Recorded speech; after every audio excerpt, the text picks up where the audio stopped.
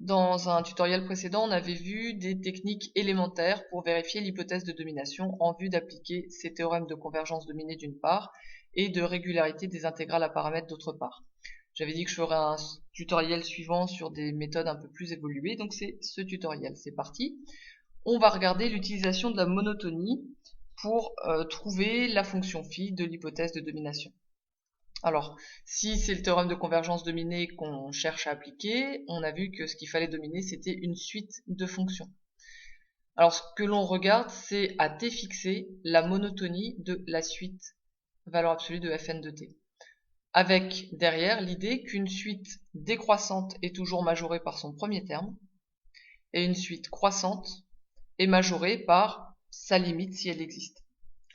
Si je cherche à appliquer le théorème de convergence dominée, c'est que ma suite de fonctions fn converge simplement, donc cette limite existe.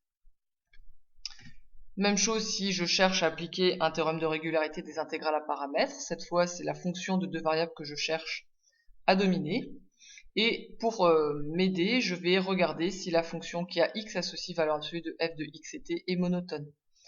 Là encore, une fonction croissante, elle est majorée par sa valeur en la bande supérieure, et une fonction décroissante, elle est majorée par sa valeur en la borne inférieure. Alors ça, c'est si les bornes sont incluses dans l'intervalle sur lequel je me place. Si elles ne sont pas dedans, si bêta, ici c'est ouvert en bêta, je prendrai non plus valeur absolue de f de bêta et t, mais limite de valeur absolue de f de x et t lorsque x tend vers bêta. Même chose en alpha. Regardons tout de suite sur des exemples pour préciser un petit peu cela.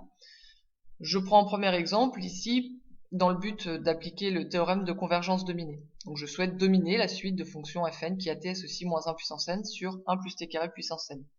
Je mets en œuvre notre nouvelle méthode, c'est-à-dire que je regarde la monotonie de la suite à t fixé moins 1 puissance n sur 1 plus t carré puissance n.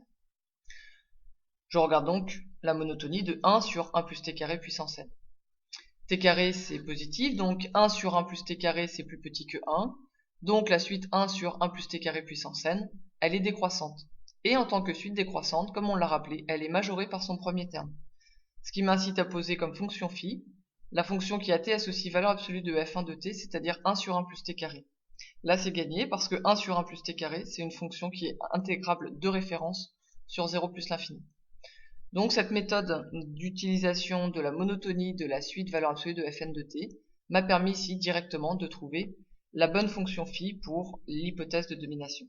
Je signale au passage que l'on rencontre souvent dans les copies pour démontrer l'hypothèse de domination une inégalité qui est valable effectivement pour tout t positif. La valeur absolue de fn de t est toujours majorée par 1 sur t carré, mais par contre cette fonction n'est pas intégrable sur 0 plus l'infini. Donc on ne pourra pas poser phi de t égale 1 sur t carré, puisque 1 sur t carré n'est tout simplement pas intégrable en 0.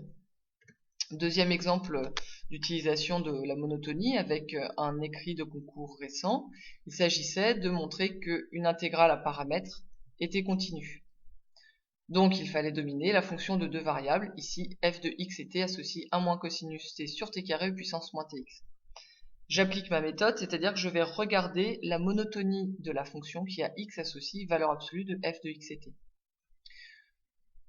Puisque ma variable ici c'est x, le 1 moins cosinus t sur t carré est une constante. Donc la monotonie va être simplement celle de e puissance moins tx.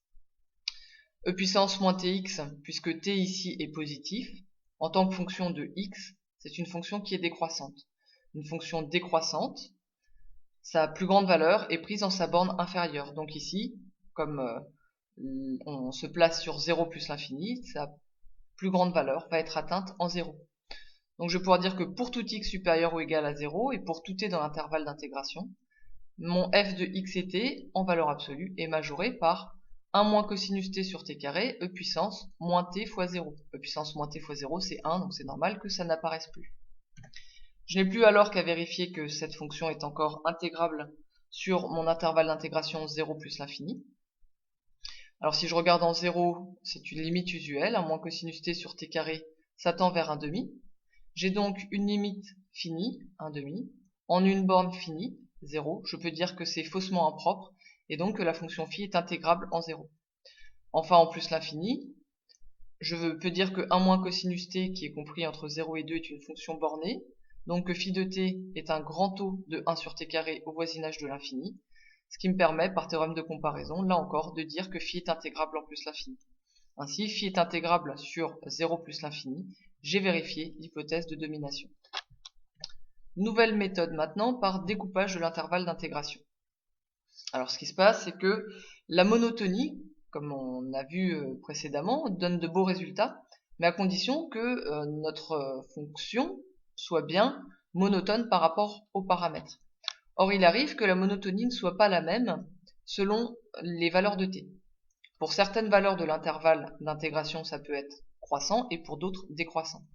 Alors à ce moment-là, on va regarder le c qui va faire changer la monotonie de x donne f de x et t. Et on va avoir du coup une première fonction phi1 sur l'intervalle AC pour la domination, et une deuxième fonction phi2 sur l'intervalle CB. On posera alors comme fonction phi sur tout l'intervalle AB, quelque chose qui va utiliser à la fois phi1 et phi2, c'est-à-dire que phi de t sera égal à phi1 de t sur l'intervalle AC et à phi2 de t sur l'intervalle CB. Alors c'est un petit peu compliqué dit comme ça, donc on va regarder sur un exemple que j'ai tiré du concours CCP 2015. Il s'agissait de montrer que cette fonction intégrale à paramètres était continue sur 0 plus l'infini.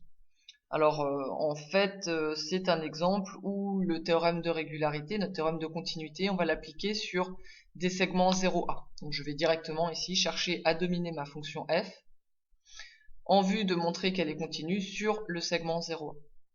Je cherche à appliquer la méthode d'utilisation de la monotonie, donc je vais avoir besoin de regarder la monotonie de x donne valeur absolue de ln de t puissance moins t puissance x. Comme précédemment, on peut dire que le ln de t puissance moins t c'est une constante vis-à-vis de x, donc on regarde uniquement la monotonie de x donne t puissance x. Le t puissance x, on le met sous forme d'exponentielle, et on voit que la monotonie de cette fonction, en tant que fonction de x, va dépendre du signe de ln de t. Or, ln de t, sur mon intervalle d'intégration 0 plus l'infini, change de signe. Ça change de signe pour quelle valeur? Ça change de signe pour t égale 1. Donc je vais regarder pour t entre 0 et 1. Je vais avoir alors ln de t négatif. Donc la fonction x donne e puissance x ln de t est décroissante. Et lorsque t va être supérieur à 1, ln de t va être positif, ma fonction va être croissante. Je vais alors faire ce que je sais faire lorsque j'ai une fonction qui est monotone. C'est-à-dire que je vais regarder sur 0, 1, ma fonction en tant que fonction de x, elle est décroissante. Donc sa plus grande valeur est prise pour x à la borne inférieure de mon intervalle sur lequel je souhaite appliquer mon théorème de continuité, c'est-à-dire 0. Ce qui fait que je vais poser pour phi de t lorsque t est entre 0 et 1, valeur absolue de ln de t, e puissance moins t, t puissance 0. Donc valeur absolue de ln de t, e puissance moins t. Mais e puissance moins t est encore inférieur ou égal à 1, donc finalement je pose plus simplement phi de t égale valeur absolue de ln de t pour t entre 0 et 1. Maintenant, lorsque t est supérieur à 1, ma fonction est croissante, donc je vais la majorer par sa valeur en la bande supérieure de l'intervalle dans lequel x varie, c'est-à-dire sa valeur en a. Donc je pose, j'ai plus besoin de la valeur absolue de ln de t parce que ici t est plus grand que 1, donc le ln de t est positif. Donc je pose directement ln de t, e puissance moins t, t puissance a. Je n'ai plus qu'à vérifier que cette fonction est intégrable sur 0 plus l'infini, mais c'est très simple, puisque en 0, c'est la fonction valeur absolue de ln qui est une fonction intégrable de référence entre 0 et 1.